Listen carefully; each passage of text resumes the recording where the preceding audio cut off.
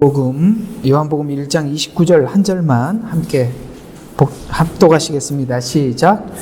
그 다음날 요한이 예수께서 자기에게 오시는 것을 보고 말씀하시기를, 보라, 세상 죄를 제거하시는 하나님의 어린 양이라. 아멘. 자, 하나님의 어린 양이라 무슨 말이냐?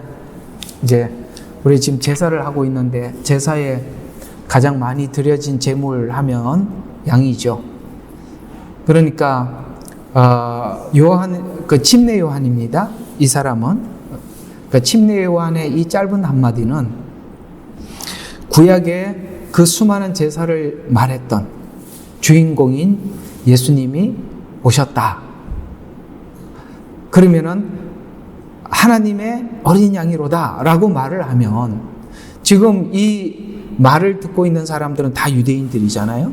유대인들은 지금까지 제사를 계속 하나님 앞에 집행을 하고 있었었고, 그리고 그 제사가 어떤 의미에서 자기 죄를 짐승에게 전가를 하고 그 짐승이 피를 흘려서 죄 용서함을 받고, 또 조금 더 나아가서는 욤키프르, 그러니까 대속죄일에 그 제사를 지내는 것으로 이스라엘 백성 전체가 어떻게 용서함을 받는지를 지금까지 쭉 해왔으니까, 이 짧은 한마디는 우리는 이 내용을 전체 이해하기 위해서 성경 전체, 구약의 제사를 다 이해하고 이 말을 알아듣겠지만, 지금 이스라엘 백성들에게 외치는 침례 요한의 이 짧은 한마디는 이 보라 하나님의 어린 양이로다라는 이 짧은 한마디 속에 제사 전체를 담고 있다는 것이죠.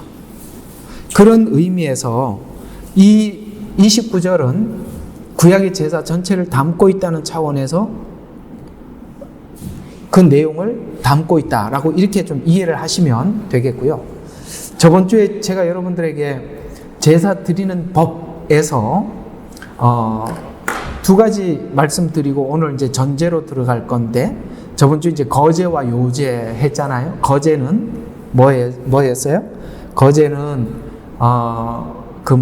뒷다리를 하나님께 위아래로 이렇게 흔들어 드리는 자세. 모든 것이 하나님으로부터 시작됐고 그로 말미암고 그분에게 돌아갑니다라는 그런 의미에서 우리가 거제를 말씀을 드리고, 요제는 짐승의 가슴을 이렇게 안고, 그러니까 앞으로 뒤로, 이렇게 앞으로 뒤로 이렇게 하는 거죠. 중심을 하나님 앞에 드리는 것, 이렇게 말씀을 드렸습니다. 그래서 그거는 한번 복습하는 차원에서 지나가고, 오늘은 이제 전제에 대해서, 그 다음에 화제에 대해서, 그 다음에 속건제에 대해서 이렇게 이제 쭉 지나가 보도록 할 텐데, 자, 오늘의 이 전제. 그럼 여러분, 전제는 바울이 이야기해서 우리 모두 궁금한 내용이 되죠. 내가 하나님 앞에 전제로 드릴 날이 가까워왔다라는 이 전제가 도대체 뭐였나? 그러니까 바울은 유대인이니까 전제가 무엇인지를 알고 말을 하는 것이고, 또 우리도 그가 마지막 이게 순교를 암시하는 말이거든요. 그래서 전제가 바로 이런 순교를 암시하는 이야기구나라는 것을 알 수 있습니다. 왜냐하면 바울 자신도 이제 하나님께서 자신을 부를 시간이 임박해 오고 있음을 알고 있었고 느끼고 있었어요. 그래서 그 사랑하는 그 제자인 디모데에게 나를 하나님 앞에 이제 전제로 드릴 시간이 다 됐다라고 이야기했던 이 전제가 뭐냐? 오늘은 이 전제에 대해서 말씀을 드리고, 그 다음에 화제에 대해서 말씀을 드려보겠습니다.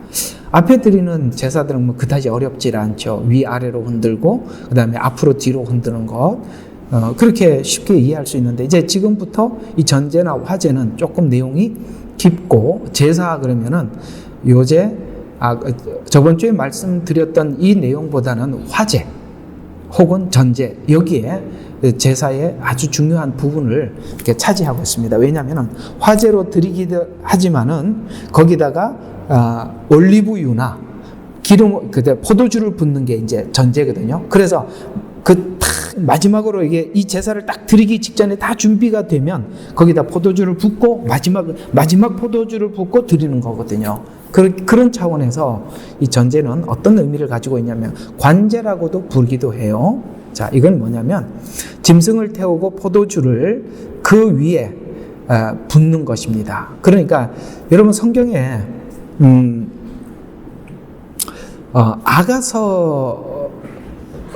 아가서를 잠깐 제가 설명을 한번 해드리면, 아가서는 그 아가서 안에 하나님으로 묘사된 어떤 그런 구약의 오경적인 단어가 하나도 없어요. 아가서를 보면. 그런데도 아가서는 그 시가서 중에서도 굉장히 중요한 부분이잖아요. 그렇죠? 쉽게 말해서 이제 우리가 야다라는 말이 뭐냐면 하나님과의 관계를 갖고 하나님과 교제하고 친밀하다는 말들을 우리가 야다라는 단어를 쓰는데, 그 야다라는 단어는 내가 너를 알고 너가 나를 아는, 그야말로 부부가 서로를 아는 이런 이야기가 야다라는 말인데, 그게 야다가 가장 많이 설명되어져 있는 성경이 아가서예요.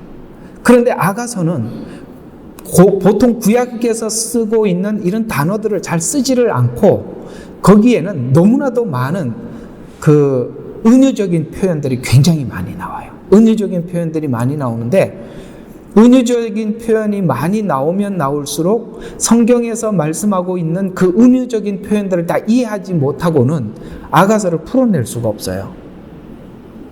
그래서 이 아가서 같은 내용들은 해석해 나가는 것이 그 성경에서 말씀하고 색상이나 아니면은 짐승이나 혹은 그 은유적인 수많은 표현들 있잖아요. 뭐 금속이나 엄청 굉장히 많은 이런 말들이 성경에서 뭐 예를 들어 파수꾼이라는 말은 어떻게 쓰여져 있고, 그 다음에 무슨 꽃에 대한 이야기는 어떻게 쓰여져 있고, 하여튼 모든 것을 망라해서 그 전체적인 이해가 없이는 그 단어들을 통해서 단어를 썼지만 사실은 그 단어가 의미하는 것은 굉장히 확장성을 가지고 있거든요. 굉장히 넓은 의미를 가지고 있기 때문에 그 단어는 짧지만 내용은 깊어. 이해가 가요? 단어는 한 단어에 불과하지만 내용은 너무 깊어요. 근데 그렇게 은유적인 표현들이 여기저기 막 나누어 이렇게 계속 연속으로 나오기 때문에 그걸 풀어버리면 굉장히 넓고 광범위하기 때문에 아가서는 짧지만 내용을 너무 깊게 담고 있다는 것이죠. 근데 그 깊이 이해를 하려면 성경에서 표현하고 있는 단어들을 이해하지 못하고는 막힐 수밖에 없어요.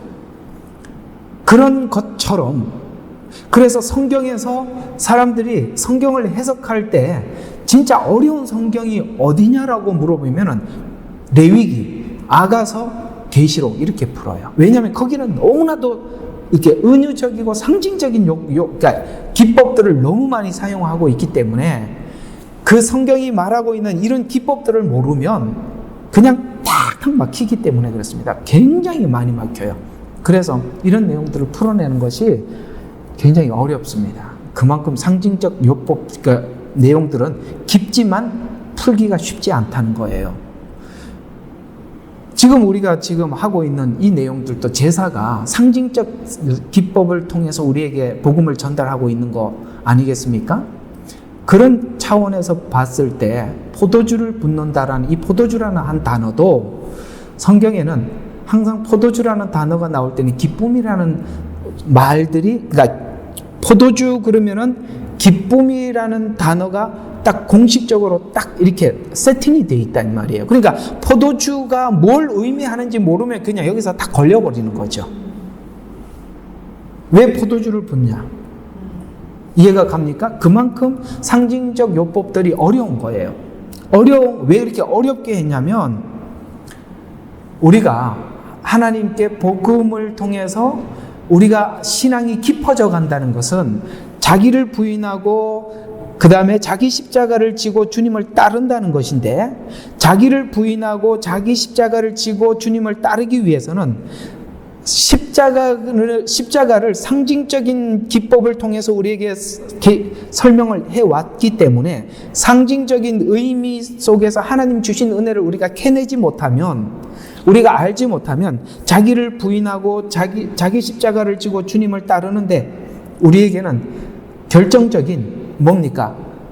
이해가 안 된단 말이에요. 이게 받아들여지지가 않는단 말이에요. 그러니까 우리 신앙이 깊어지면 깊어질수록 하나님께서 열어주시는 성경들은 이런 내용들이에요. 레위기, 아가서. 아시겠습니까? 왜냐하면 우리가 초신자일 때는 이 부분이 잘 안 열려요. 설명을 해도 못 받아들여요. 그런데 우리가 더 주님을 알고 싶어 할 때마다 하나님은 이런 걸 열어주셔서 그 십자가의 깊은 비밀을 알려주시는 거예요. 그게 우리가 확실하게 이해가 될 때 우리는 주님을 따라야 할 이유를 알게 되고 주님을 따라갈 수가 있단 말이죠. 그래서 이 포도주라는 단어가 바로 이렇게 기쁨. 근데 예수님, 자 한번 봐요. 지금 바울도 순교의 날이 가까워올 때 전제로 드린다라고 이야기를 했는데, 이 전제 포도주가 기쁨이라고 말씀드렸죠. 예수님도 동일하게 십자가를 앞에 두고 나에게는 기쁨이 있다고 요한복음 17장에서 말한 것과 둘을 맞춰보면 예수님도 십자가 앞에서 그렇게 말씀하셨고 바울도 전제라고 말을 한 걸 보면 어떻습니까?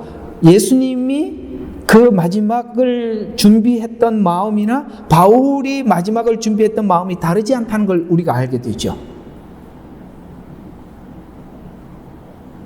이해가 가요? 전제라는 말이나 기쁨이라는 말이나 같은 말이니까. 그렇다면 오늘도 우리에게 주신 이 길을 우리가 걸어가서 하나님 주신 소임을 완수하고 또 마지막 때 우리가 믿음을 지키고 이렇게 살아가기 위해서는 왜 예수님은 십자가를 앞에 두고 기쁨이라고 표현을 했으며 바울도 자기 자신을 전제로 드려야겠다라고 고백하고 있는 그 비밀들을, 자기 생명을 바치는 그 앞에 와서 그 말을, 그런 신앙 고백하는 말을 모르면 우리도 그 십자가 앞에서 십자가는 두려움이 될 뿐이겠죠. 그렇겠죠?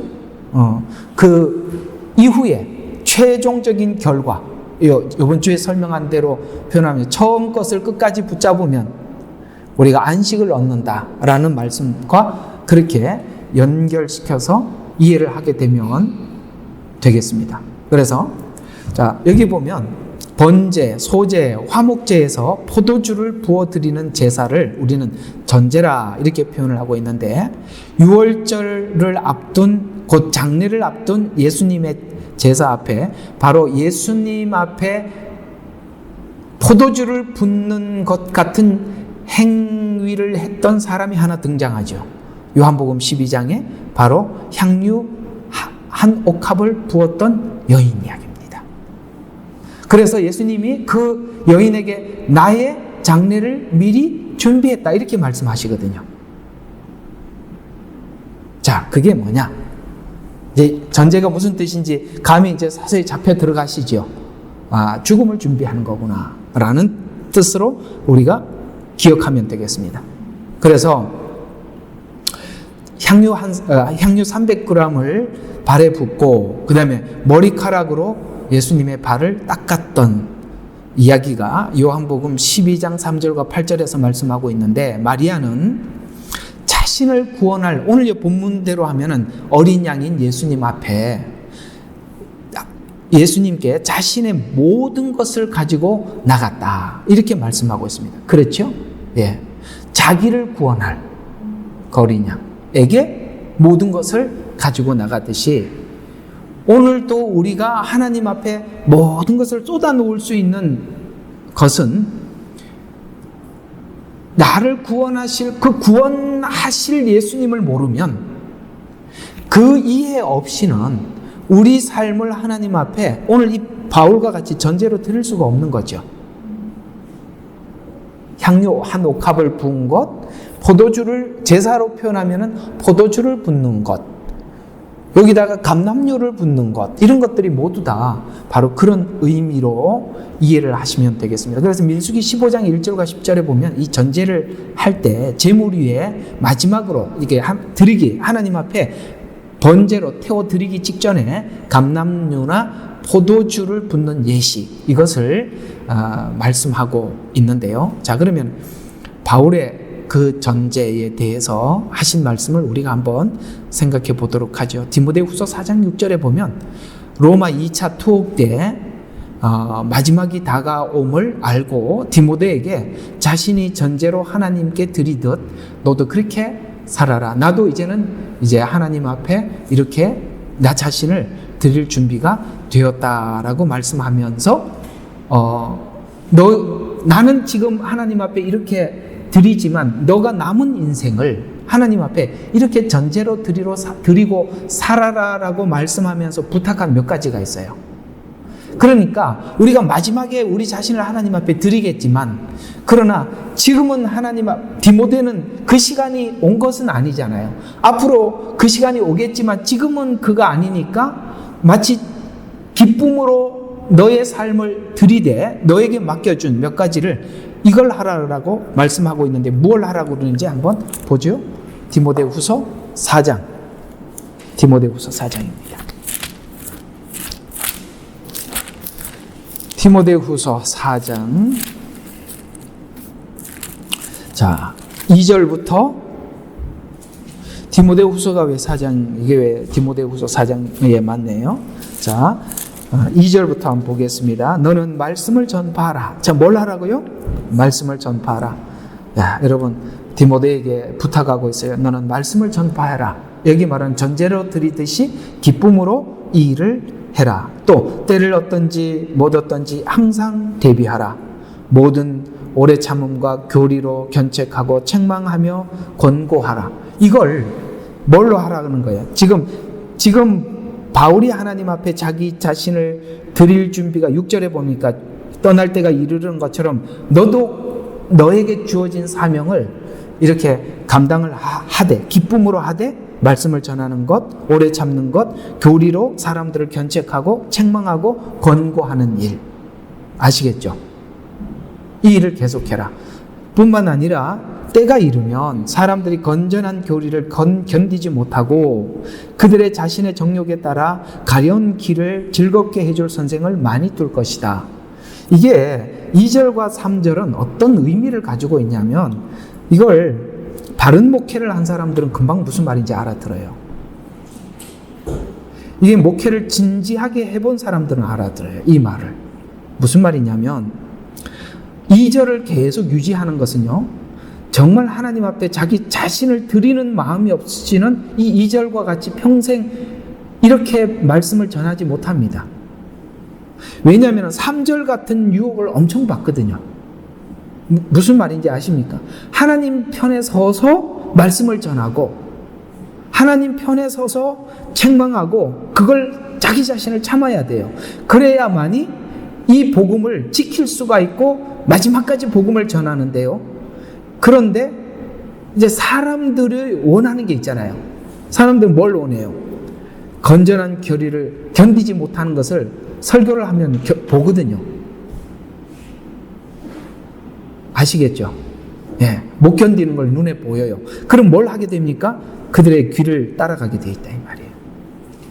이게 바로 지금 디모데가 마지막까지 하나님 앞에 자기를 지켜야 될 부분이라는 거예요. 우리 각자가 있어요.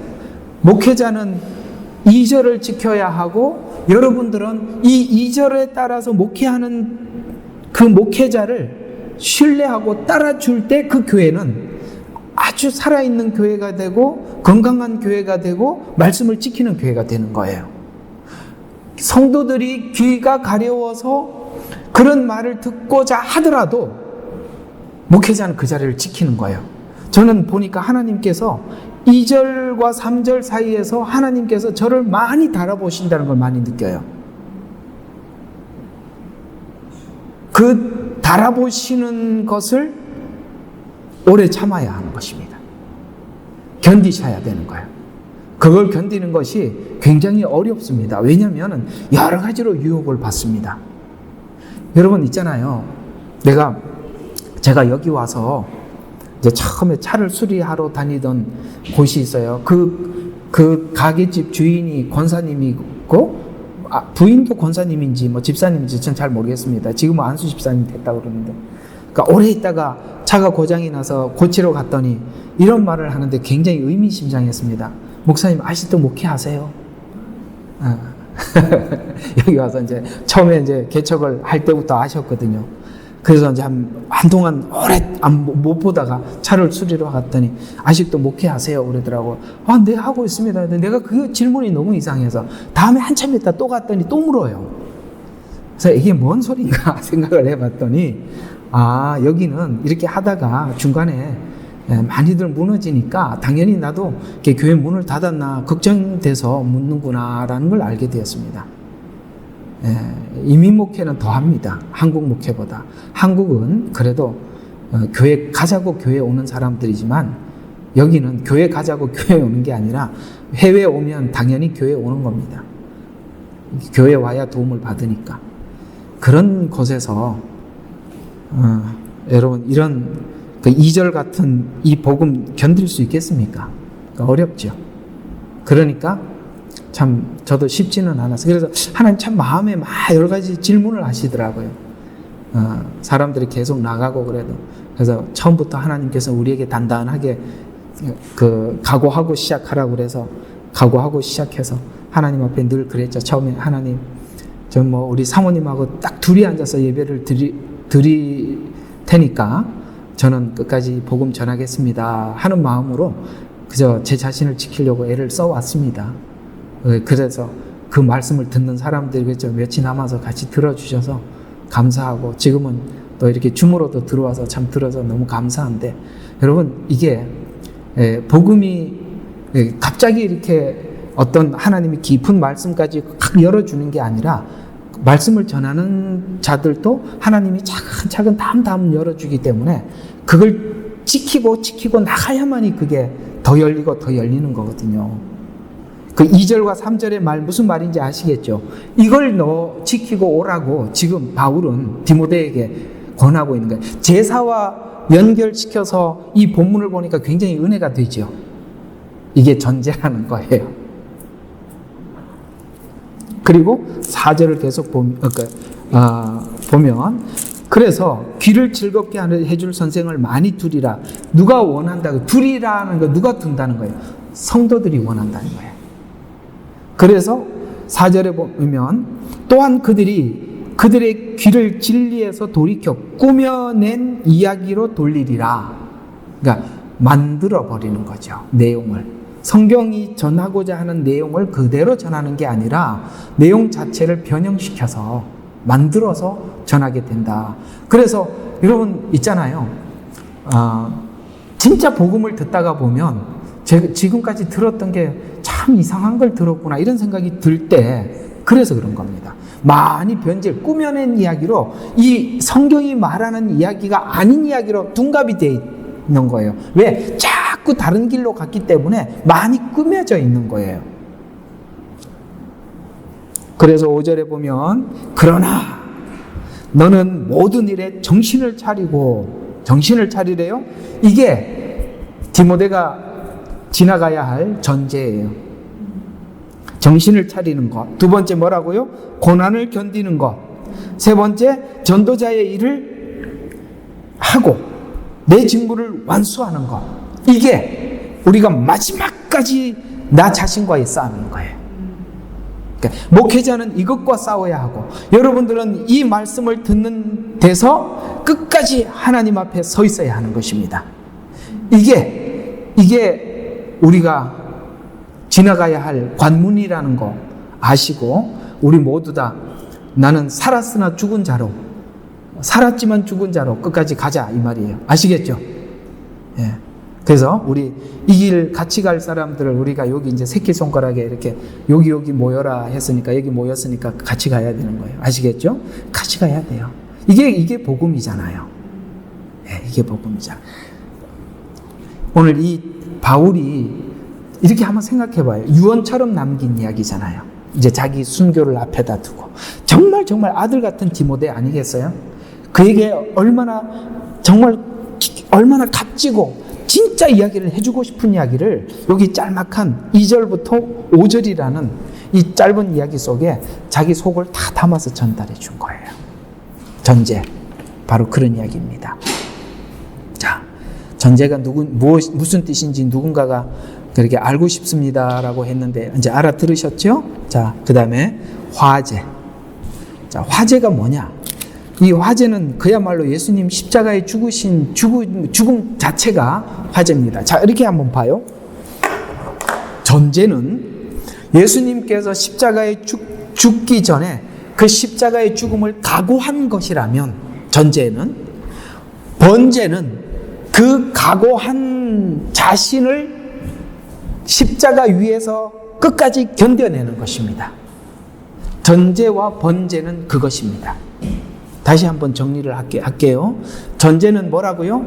자기 자신을 하나님 앞에 지키기 위해서 자기 자신을 결심하는 것이라면, 마지막에 기쁨으로 하나님 앞에 나를 드리겠습니다 하고 여러분 딱 결정한 것이라면, 번제는 그 결정한 것을 마지막까지 하나님 앞에 자기를 드리는 것입니다. 이게 번제예요. 그러니까 이렇게 보면 되겠죠. 겟세마네 기도는 전제, 그 다음에 번제는 십자가, 이렇게 보시면 되겠습니다. 그래서 제사라고 하면 화제 중에 번제는 화제예요.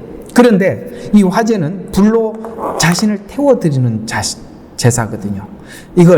그래서 불로 태우니까 고기가 탄 냄새가 위로 올라가죠. 그걸 하나님께서 향기를 받으시는 것입니다. 그래서 예수님의 이걸 받으시고, 이 향기를 받으시고 우리 모든 인류의 죄를 하나님께서 용서해 주신 것입니다. 바로 이것입니다. 그래서 저와 여러분들도 지금 우리가 하나님 앞에 결단해야 되는 것이 전제라면, 이 전제가 번제로, 화제로 드리는 데까지 우리는 우리 자신을 마지막으로 하나님 앞에 드리는 데까지 쭉 가지고 가셔야 되는 거예요. 그래서 예수님의 십자가의 죽음이 보편적인 화제인데요, 자신을 완전히 태워서 드리는 제사로, 이 제사를 드리기 위해서 예수님은 어디까지 자기 자신을 드렸냐면 십자가형을 받으실 때 쓸개단 포도주를 거절하는 것까지로 자기 자신을 화제로 드리신 것입니다. 그래서 우리가 당해야 될 고통을 주님은 십자가에서 충분히 겪기 위해서 그것을 잠시 마취해서라도 그 고통을 잊지 않고 우리가 인간이 겪어야 될 이 고통을 함께 나눈 겁니다. 그게 바로 쓸개탄 포도주를 거절한 사건입니다.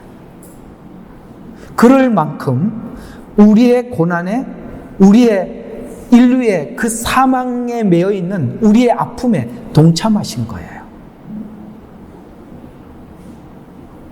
누구는 사람들이 그런 이야기를 합니다. 예수님은 십자가에서 하나님으로서 죽으신 것이지, 십자가에 죽으신 것인지 인간으로 죽으신 것이 아니라라고 이 나쁜 사람들이 그렇게 이야기를 합니다. 그러나 예수님은 진짜 어린 양으로, 마치 그 제사 때 하나님 앞에 드리는 어린 양과 같이 완전히 하나님 앞에 태워서 드려지셨는데, 그 말씀을 예언한 이사야서 53장으로 가봅시다. 이사야서 53장에 보면 예수님께서 어린 양으로 드려지셨을 때 어떻게 드려지셨는지 이렇게 말씀하고, 53장 4절부터 제가 한번 읽어드리겠습니다. 자, 실로 그가 우리의 질고를 지고 우리의 슬픔을 지었는데도, 자, 지었는데도 그가 형벌을 받아 하나님께 맞으며 고난을 당하는 줄로 생각하였도다. 자, 이 둘의 차이가, 자, 그가 우리의 질고를 졌다고 말씀하고 있죠. 그 다음에 우리의 슬픔을 지자. 여기 그 다음에 지고, 그 다음에 우리의 지었는데, 요걸 잘 기억해 주십시오. 아시겠죠? 그러니까 우리가 한번 제사 드리는 방식들을 가만히 생각해 봐요. 양을 한 마리 데리고 와서 어떻게 합니까? 거기에다가 안수하고, 그 다음에 거기다가 안수하면서 자기 죄를 다 어떻게 합니까? 고백하고, 그 다음에 고백하고 난 이후에 제사 드리는 자가 양을 잡는 거예요. 제사장이 잡는 게 아니에요. 마치 예수님의 십자가가 오늘 여기 이사야 53장에 말씀한 것처럼 이런 양으로 하나님 앞에 드려졌다는 거예요. 사실은 양을 잡아서 제사를 드릴 때는 나를 위해서 대속으로 가는 거잖아요. 대속으로 제물을 드리는 거잖아요. 예수님이 바로 그렇게 이 땅에 오셨는데 우리는 반대로 생각했다라는 거예요. 우리는 그가 형벌을 받아. 하나님은 우리를 위해서 하고 있는데 우리가 생각하기에는 그가 하나님께 형벌을 받아서 하나님께 맞고 고난당하는 줄로 생각하였다. 둘이 너무 다르죠. 그러나 그게 아니었다라고 말씀하고 있어요. 그러나 그는 우리의 허물을 인하여 상처를 입었고 그는 우리의 죄악을 인하여 상하였도다. 우리의 화평을 위해 징계가 그에게 내려졌고 그가 맞은 채찍으로 우리가 치유되었도다. 이렇게 말씀하고 있죠. 그러면서 계속 보면 우리는 모두 양같이 자기 길을 늘어 각기 자기의 길에서 돌이켰으나 왜 돌이키느냐면 그분이 오셔서 우리 죄를 다 대속했는데 우리가 생각하기를 그가 하나님 앞에 잘못했고 자기 잘못 때문에 자기가 고난을 당한다라고 생각을 하고 있기 때문에 우리는 주님 앞에 죄 용서함을 받기 위해서 하나님 앞에 나가지 못하죠. 그렇게 생각을 하고 있었으니까. 그러니까 우리는 유리할 수밖에 없었어요. 그래서 주님이 이 땅에 오셨을 때 다 유리하는 어린 양과 같이 불쌍히 여겼다고 말씀하고 있잖아요. 그래서 우리는 양같이 길을 잃어 각기 자기 길로 돌이켰으나 주께서는 우리 모두의 죄악을 그에게 지우셨도다. 그가 억압을 당하고 고난을 당하여도 그 입을 열지 아니하였으니 마치 누가 제물로 드려지는 것처럼 그 양이 제물로 드려지는 것처럼 어린 양처럼 이렇게 표현하고 있는 거예요. 그렇죠? 어린 양처럼 도살장으로 끌려가며 십자가에 지금 죽으러 가는 표현을 그렇게 양이 끌려가는 것처럼 말하고 있어요. 또 털 깎는 자들의 앞에 양이 말이 없듯이 그가 자기 입을 열지 아니하였도다. 여러분 양을 잡을 때 양은 딱 주인이 잡으려고 이렇게 발을 묶고 칼을 목에다 대면 딱 죽을 준비를 하고 딱 아시죠? 그거 한번 보셨나요? 그런 거 유튜브에서 좀 보세요. 그렇게 아주 마치 반응하지 않고 죽듯이 예수님께서 어린 양처럼 이렇게 우리를 위해서 이렇게 하나님 앞에 도살장으로 끌려가고 털 깎는 자의 앞에 양이 말이 없듯이 그가 자기 입을 열지 아니하였도다. 그가 감옥과 재판에 끌려갔으니 요거 빌라도 뜰에 선 예수님을 말씀하고 있죠. 누가 그의 세대에 선포하리요. 이는 그가 산자들 땅에서 끊어졌으며 그가 내 백성의 허물로 인하여 형벌을 받았으므라. 그가 악한 자들과 더불어 자기의 무덤을 마련하셨으며 그의 죽음을 부자와 함께 했으며 그가 폭력으로 행사하지 아니하였고 그의 입에는 속임수가 없고. 자, 여러분 이사야 53장에 가장 많이 나오는 단어가 무슨 단어? 아니 오늘 지금 엄청 읽었잖아요. 안 보여요? 그가 요한복음 3장 16절로 가봅시다. 제가 왜 저를이라고 이야기하는지 성경의 포인트가 왜 저를인지 이제 아시겠습니까? 그가가 저를이래요. 보라 세상 죄를 지고 가는 어린 양이로다. 아시겠습니까? 저를. 요한복음 3장 16절을 진짜 복음을 제대로 볼 줄 알면 저를 이게 답이라는 걸 알게 돼요. 그런데 믿는 자, 영생 이거는 전부 다 자기 관점에서 보는 거예요. 아시겠죠? 우리 요한복음 3장 16절 다시 외워봐요. 우리는 생각을 바꿔야 돼요. 제가 설교를 하고 성경을 해석하는 가장 중요한 관점이 바로 그 관점입니다. 어떤 사람은 자꾸 믿음이라는 주제를 갖고 당신이 믿으면이라고 이야기하는데 그건 너무나도 초보적인 복음이에요. 영생 이걸 자꾸 가르치려고 하는데 그렇게 보면 성경이 틀어집니다. 영생 이야기가 아니거든요. 성경은 나에 대해서 말씀하고 있다고 그랬어요. 저를이잖아요. 여기는 가장 많이 표현하고 있는 게 뭐라고요? 그가. 그래서 요한복음 3장 16절 한번 다 같이 외워봅시다. 시작. 하나님이 세상을 이처럼 사랑하사 독생자를 주셨으니 이는 저를 아시겠습니까? 이사야 53장에 그가. 그를 어떻게 보느냐 이거예요. 그를 영생으로 보느냐, 그를 믿음으로 보느냐, 뭘로 보느냐 이거예요. 대속으로 이야기하고 있잖아요. 대속으로. 오케이? 그게 딱 하나 잘못, 여기서 딱 갈라지고 요 짧은 시각 하나가 성경 전체를 다르게 보게 만드는 겁니다. 대속이라고 분명히 말씀하고 있죠.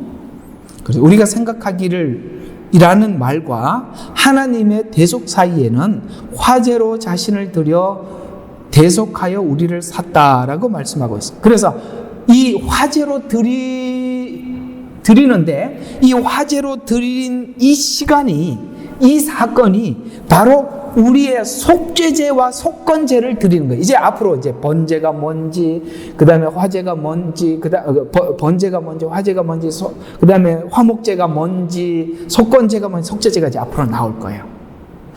예수님은 십자가에서 화제로 드린 것 같이 드렸는데 실제 교리적으로 보면은 속건제와 속죄제를 하나님 앞에 드린 거다 이 말이에요. 그래서 속죄제와 속건제를 드려서 하나님과 화목하게 돼. 화목제가 됐고. 아시겠습니까?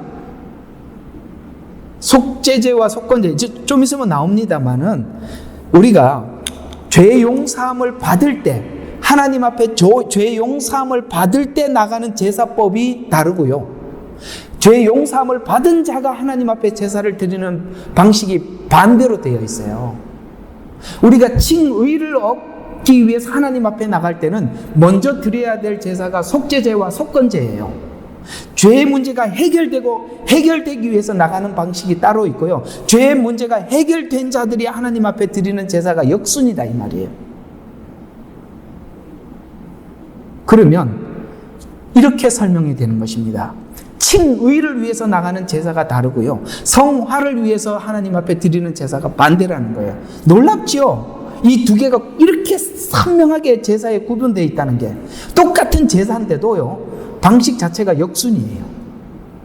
그건 뒤에 나오니까 나중에 설명을 하겠습니다만 번제로 드렸다. 그 드린 번제가 뭐라고요? 속죄제와 속건제다. 그러면 속죄제와 속건제로 드렸다라는 말을 신약에서는 이렇게 표현하고 있어요. 고린도전서 6장입니다. 고린도전서 6장 19절 20절.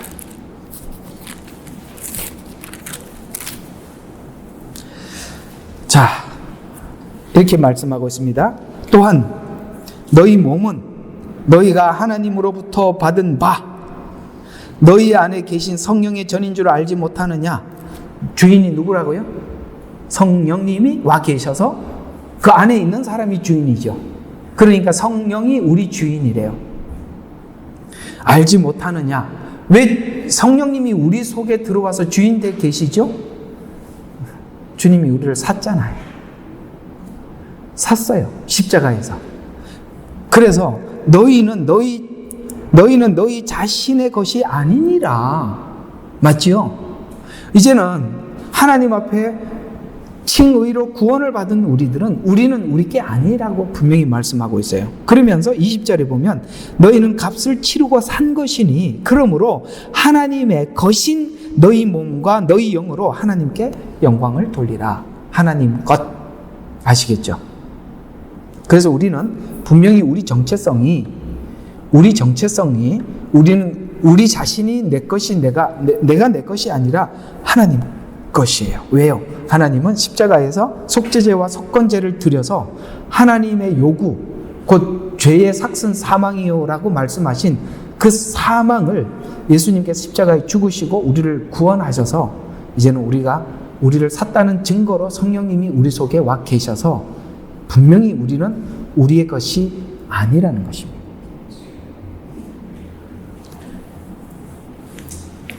그런 차원에서 이 속건죄는, 자, 이제 속건죄, 레위기 5장에 나오는 이 이제 속건죄.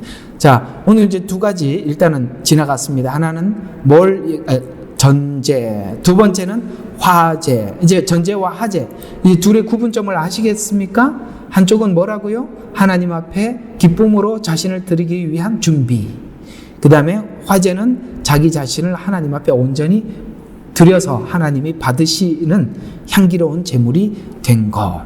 자, 이것이 이렇게 드린 제물이 뭐였다고? 이렇게 드리는 제사가 속건제였다. 자, 그게 이제 레위기 5장에 나오는데요. 이 속건제는 암양, 암염소, 비둘기, 밀가루. 여러분, 어떤 제사는 왜 이렇게 밀가루까지 나오느냐면 여기는 의무제이기 때문에 그래요. 의무제라는 뭐냐면 누구나 다 와서 죄 용서함을 받아야 되는 거예요. 여기는 예외가 없어요. 의무제이기 때문에. 그러니까 암양이 있는 사람은 암양으로, 암염소는 암염소. 그게 또 그게 미치지 못하면 비둘기라도, 비둘기도 드릴 수 없으면 밀가루라도. 왜 여기까지 허용하느냐면 여기에 그러니까 말이 잘 안 되네. 예외는 없다. 아이고, 이렇게 그 말입니다. 그래서 반드시 치러야 된다. 또 이 속건제라는 말은 여러분 내 죄, 그러니까 자기 죄 때문에 자기가 죽어야 되는데 짐승이 대신 죽지요. 그래서 속건제는 대신 치를 수 있기 때문에 대속을 성경은 제사를 통해서 이해시켜 준 겁니다. 만약에 구약의 제사에서 대속이라는 제도를 우리에게 말씀하지 않았더라면 예수님 십자가에 죽으실 때 너를 대신하여 죽었다라는 말을 우리가 이해를 못하겠죠. 그러나 제사를 계속 해오면서 이미 그걸 우리에게 충분히 이해시키시고 예수님은 대속 제물이 되어 주셨다는 것이에요. 그래서 대신 치를 수 있다. 그래서 짐승을 대신 바칠 수 있듯이 예수님이 우리의 죄를 대신할 수 있다라는 이야기입니다. 자, 속건제는 뒤에 다시 나오니까 기본만 알아두시고, 자, 그 다음에 또 드리는 제사 방법에, 자, 서원제가 있어요. 또 다른 말로는 자원제라고도 하는데 이걸 둘을 나눌 수도 있지만 뭐 굳이 나눌 것까지는 없어서 제가 둘을 묶어놨어요. 서원과 자원. 여러분, 서원은 억지로 하지 말라 그랬죠. 그러나 서원은 있습니다.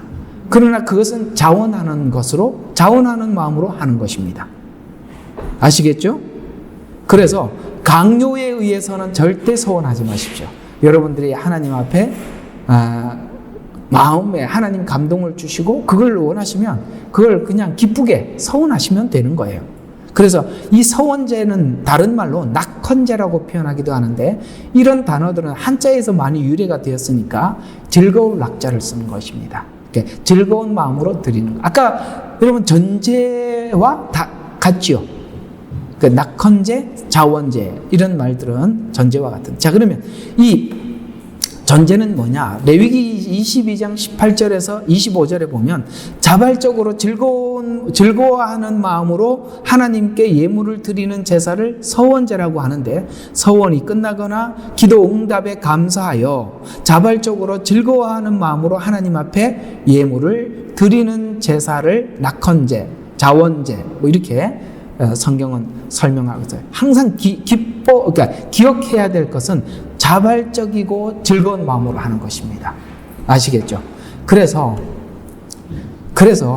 사실 저희 교회도 뭐 어떤 부분에 사람이 필요하고 여기에 참 어떤 성도가 헌신이 필요하다 그러면 저희 교회는 꼭 뒤에다가 이렇게 적어 놓습니다. 지금 이런 일을 해야 될 헌신자가 필요하니 하나님께서 마음에 감동을 주시면 기쁘고 즐거운 마음으로 자원하세요. 저희 교회는 거의 자원을 합니다. 그래서 이걸 하나님이 하기를 원하시는데 혹시 하나님 마음에 감동이 되시는 분 오셔서 자원해 주십시오. 라고 이렇게 자원하는 거예요.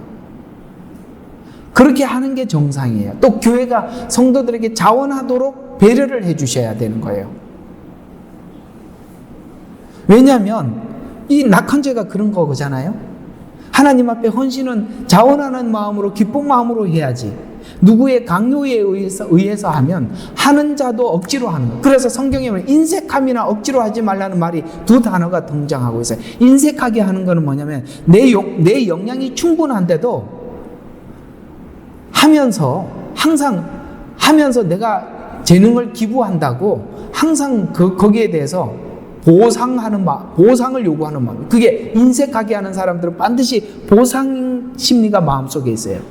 억지로 하는 사람들도 그렇습니다. 하기 싫은데 억지로 하는 거. 그 하나님이 이게 낙헌죄가 아니기 때문에 그러는 거예요. 그래서 낙헌죄는 자원죄와 이렇게 묶여 있어요. 자원하는 마음은 즐거운 마음으로 하는 거예요.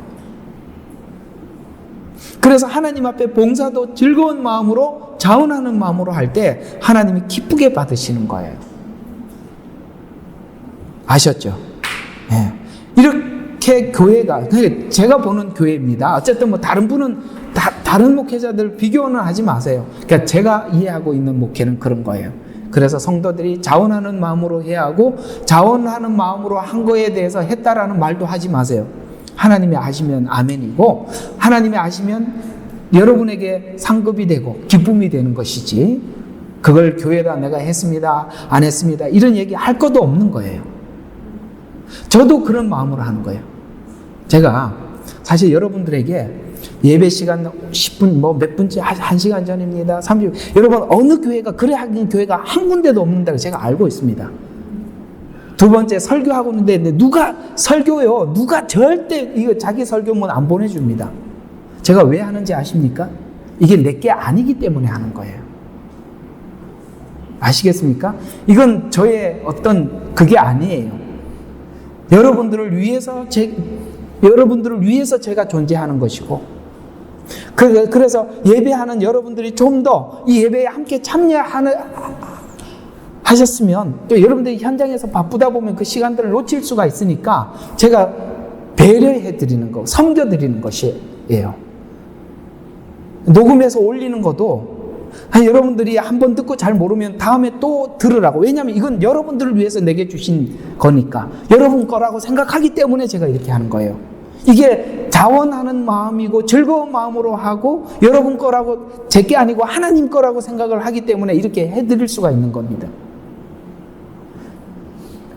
제가 이렇게 하는 이 마음도 좀 아시고, 여러분들도 하나님 앞에 할 때 저처럼 이렇게 해주시기를 부탁합니다.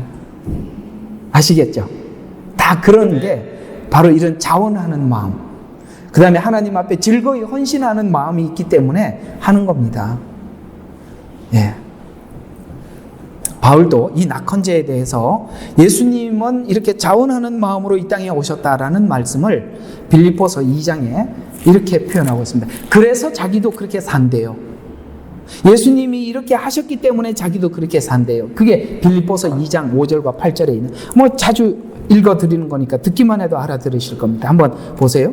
자, 너희 안에 이 마음, 이 생각을 품으라. 곧 그리스도 예수 안에 있는 생각이라. 그는 하나님의 형체로 계심으로 하나님과 동등하게 되는 것을 탈취라 여기지 아니하셨으니 오히려 자신의 영예를 버리고 종의 모습으로 오셔서 사람의 모습으로 취하셨는 것이 스스로 오셨다는 거예요. 자원제잖아요.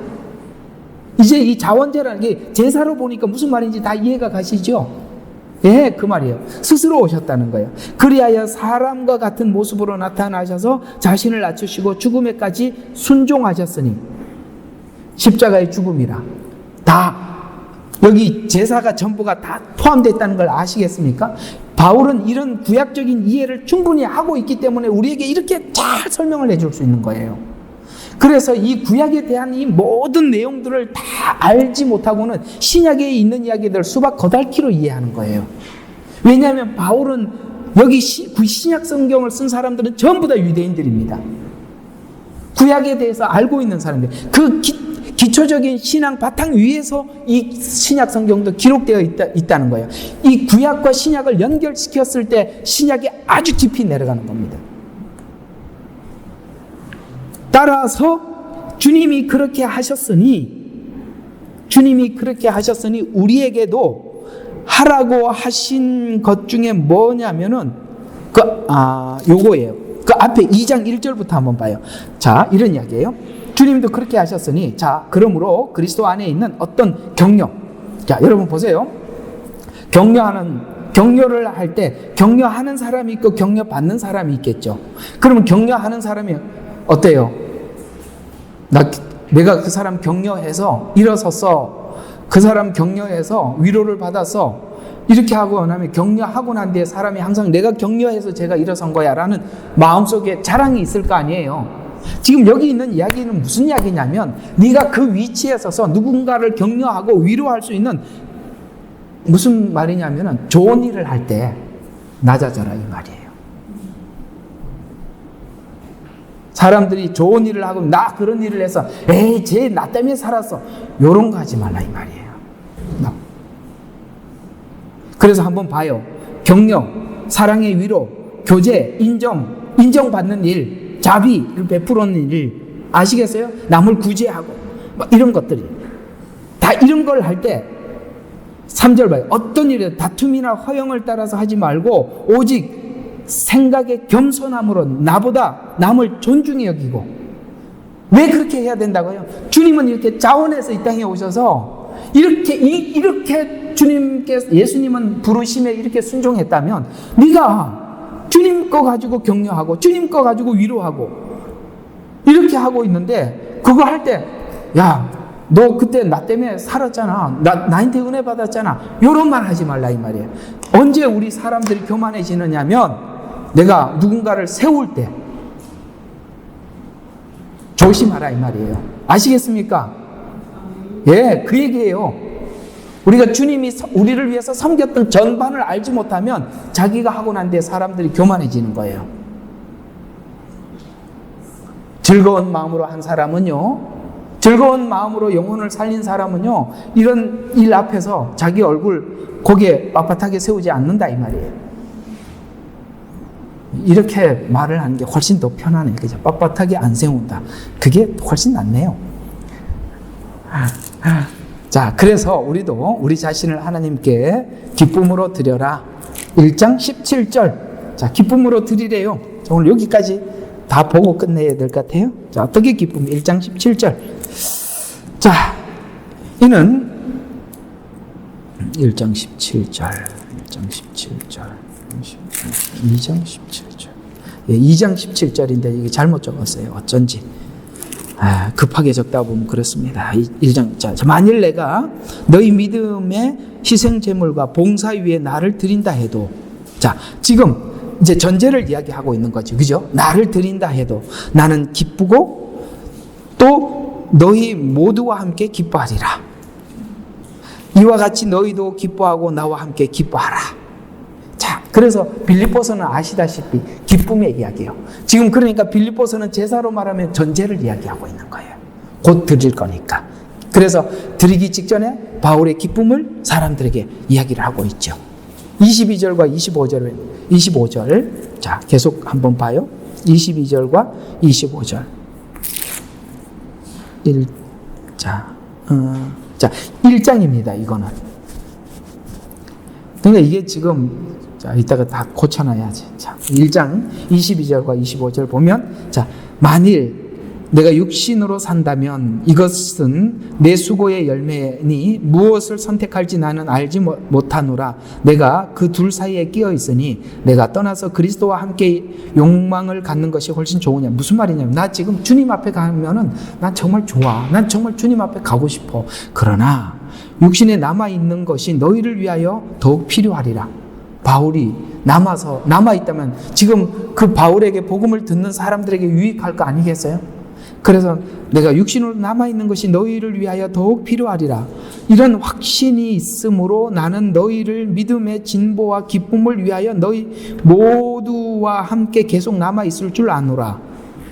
라고 이런 이야기들이 뭐냐면 사실은 자기는 하나님 앞에 가는 게 기쁜데 하나님께서 너희를 위해서 지금 고난과 이 힘든 시간을 견디면서 너희들을 위해서 견디라 그러면 난 그걸 기쁘게 그 일을 감당할 수 있겠다라는 이야기를 이제 마지막으로 2장 17절과 18절에서 한 번 더 봐요.